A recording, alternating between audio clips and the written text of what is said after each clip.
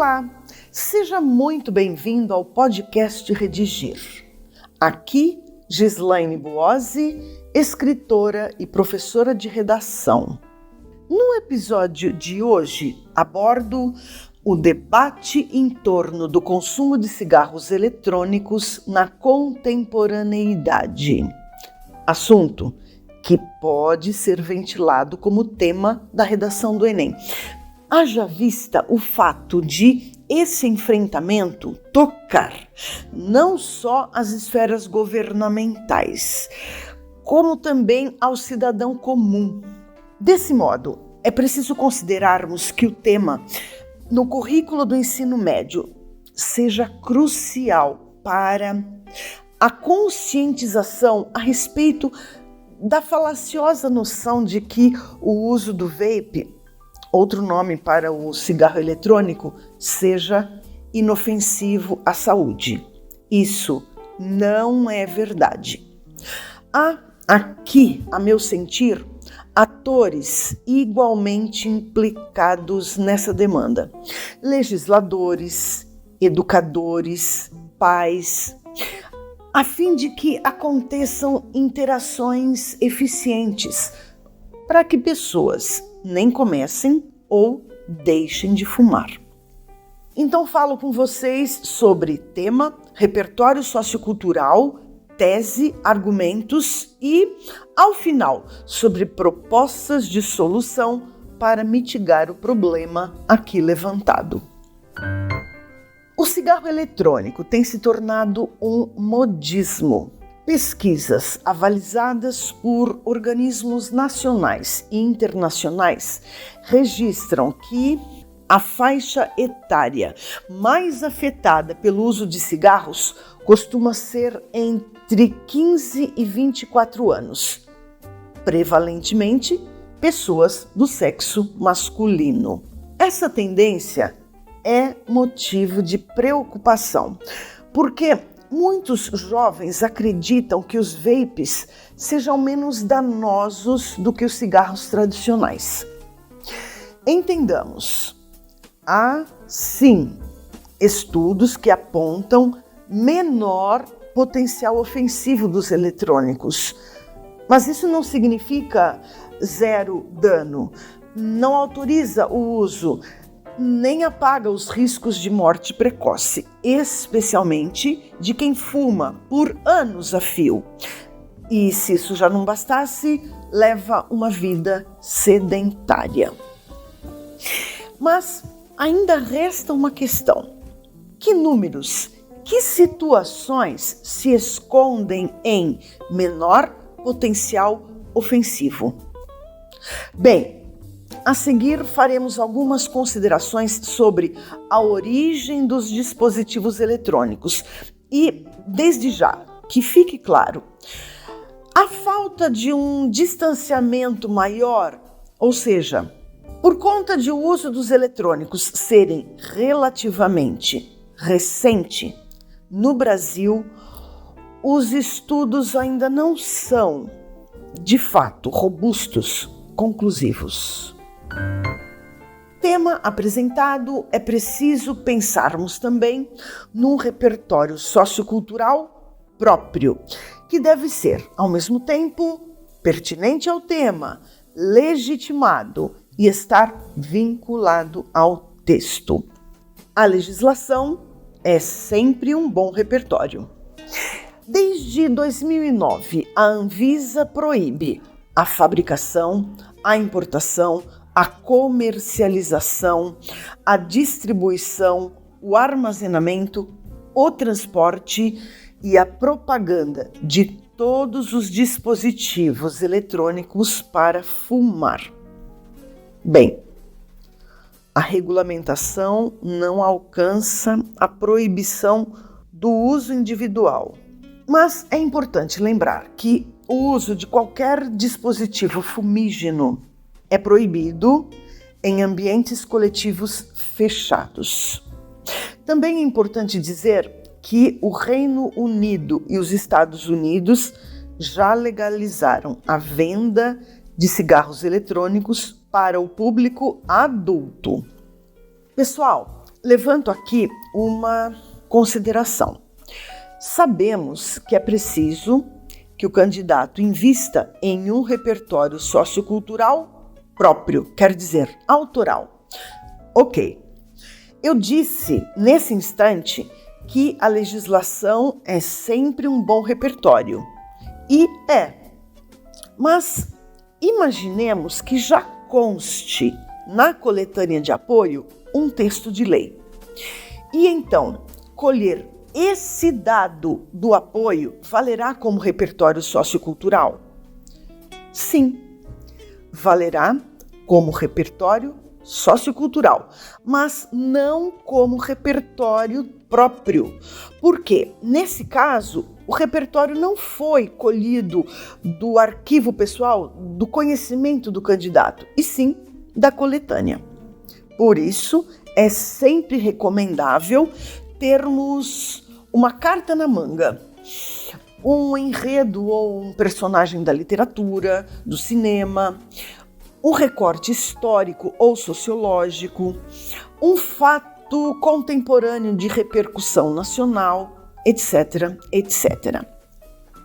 Para o tema que ora discutimos, levanto a origem do cigarro eletrônico. Vamos lá. Os primeiros relatos a respeito do cigarro eletrônico, ainda sem nicotina, remontam a 1960, quando o inventor americano Herbert Gilbert patenteou o dispositivo que aquecia um líquido para então produzir vapor. A invenção, naquela época, não foi comercializada. Mais tarde, no início dos anos 2000, o cigarro eletrônico começou a ganhar popularidade. Isso quando Hong Li, um farmacêutico chinês, buscou uma alternativa ao cigarro convencional. O pai dele, também fumante, havia morrido em decorrência de um câncer de pulmão. Tema e repertório postos, segue a tese, que pode acenar a proposta de intervenção social. Algo mais ou menos assim. É preciso vencer o mito de que o cigarro eletrônico seja uma alternativa segura àqueles que pretendem começar a fumar. Ministérios, escolas e famílias devem pavimentar um caminho seguro à vida. Tema, repertório e tese bem delineados. Seguem argumentações e propostas de intervenção. Insisto em dizer que o cigarro eletrônico tem atraído um sem número de pessoas, graças a uma suposta garantia de que, por ser tecnológico, seja inofensivo à saúde.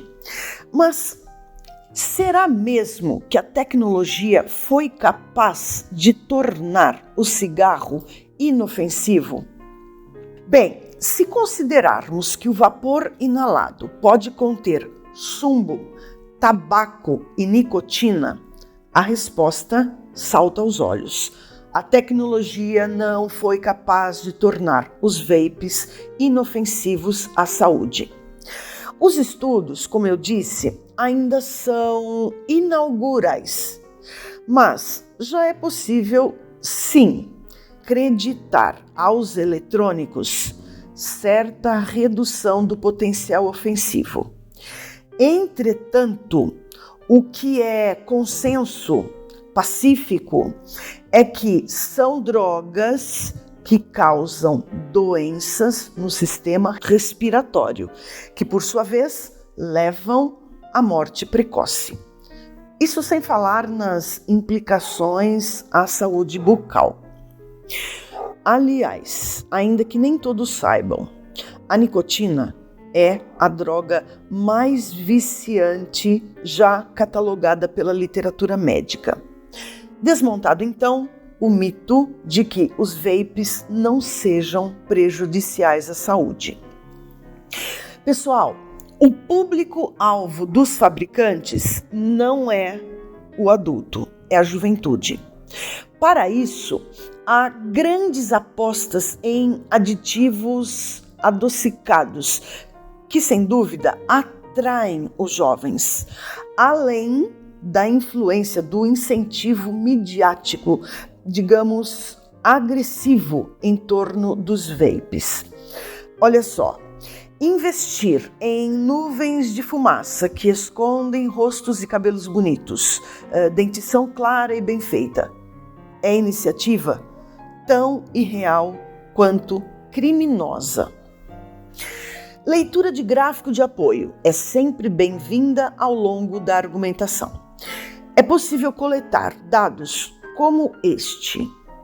Em 2022, estimava-se que quase 1 milhão de brasileiros fumavam regularmente cigarros eletrônicos. Outro dado importante: a Universidade Federal de Pelotas, no início de 2023, ouviu por telefone quase 10 mil pessoas de todas as regiões do Brasil. O levantamento, publicado no Jornal Brasileiro de Pneumologia, pretendeu estimar, além do consumo de cigarros convencionais, a experimentação e o uso dos eletrônicos.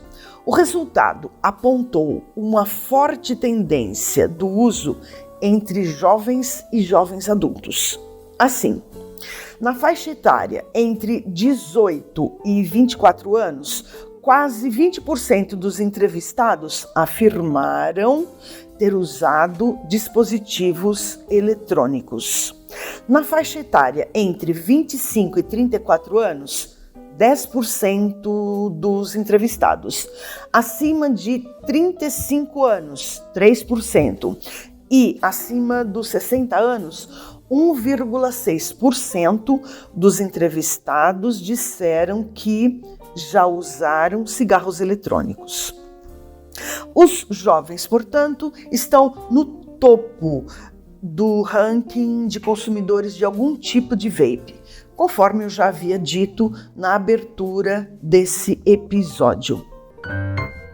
Argumentações apresentadas seguem propostas de intervenção. Combater o uso de vapes exige uma abordagem multifacetada. Por exemplo, educação sobre os riscos, políticas públicas restritivas, programas de apoio a ex-fumante ou àqueles que desejam parar de fumar. É inegável, a educação de crianças e jovens é o primeiro passo para prevenir o início do uso de qualquer cigarro, de qualquer droga. E sabemos, a educação leva indiscutivelmente à conscientização. E parece que estou ouvindo alguém me perguntar: Gislaine, e os jovens que, de certo modo, aprendem a fumar com os pais que são fumantes? Nesse caso, ainda valem as orientações formais? Digo, o discurso em sala de aula? Poxa vida! Para não me alongar na resposta, uso um provérbio, segundo o qual a lição dos exemplos vale mais do que a dos conselhos. Fica aqui minha advertência. Vamos continuar. Agentes e modo meio de se realizarem as ações que acabamos de propor. A implementação de políticas para combater o uso de cigarros deve contar com a parceria entre governos, escolas e famílias. Percebam que todos estão implicados, quer na iniciativa de campanhas educativas, quer na fiscalização e punição de estabelecimentos em que são vendidos os vapes. Não nos esqueçamos, os vapes no Brasil estão proibidos. Ainda é preciso destacar que o apoio psicológico aos dependentes deve privilegiar os jovens, potenciais alvos de doenças respiratórias. Há aqui, em especial, 2 agentes: Ministérios da Saúde e da Educação. Ainda que não devamos pôr de lado a contribuição necessária da família nesse contexto. Finalidade: com a redução do uso, priorizar a saúde da população, com vista, inclusive, à redução de gastos do orçamento na pasta da saúde. A equação é bastante clara. Menos fumantes equivalem a menos doentes, que, por sua vez, equivalem a menor gasto com medicamentos, hospitais, etc, etc. Então é isso.